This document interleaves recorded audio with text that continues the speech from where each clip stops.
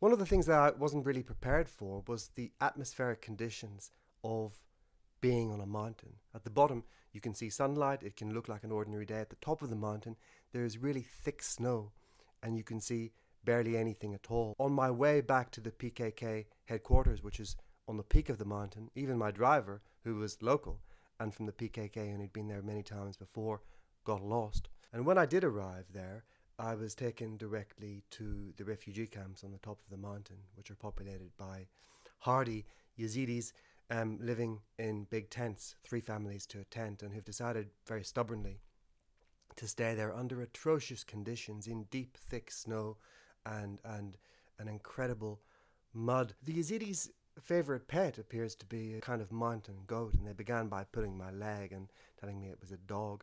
They keep these beautiful goats, and so they had a beautiful pet sleeping beside me when I was interviewing them. So in these tents at the top of the mountain, it turned out that almost all of their relatives who were in the tents, young women and young men, were fighting against the Islamic State. I met 2 young women, one called Vian, one called Baravan. They told me they were 18 and 19. They looked much younger to me, and they hadn't seen their family for 5 months. I just happened to meet them because they walked into the tent halfway through our conversations. So I suppose the most dangerous day that I spent in Shingal or Sinjar was in Sinjar city itself. Sinjar city itself is mostly controlled by the Islamic State. But when I was there, I was with local Shingal Protection Unit fighters who were using walkie-talkies.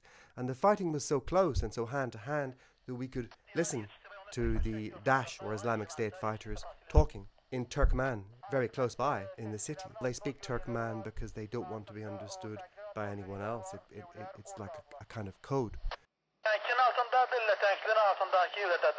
When I was in Arbat refugee camp, which is near Suleimania in Kurdistan, I met one young man called Saleh Hassan. And like many other Yazidi refugees in the camp, he's lost vast swathes of his family. It took me a couple of days to get to Sinjar Mountain, and I had to travel via Syria because I was denied permission to go there. One of the real problems with the victim-centric media approach that we now see in the West is that it really diminishes the humanity of the victims. Who is telling the real story?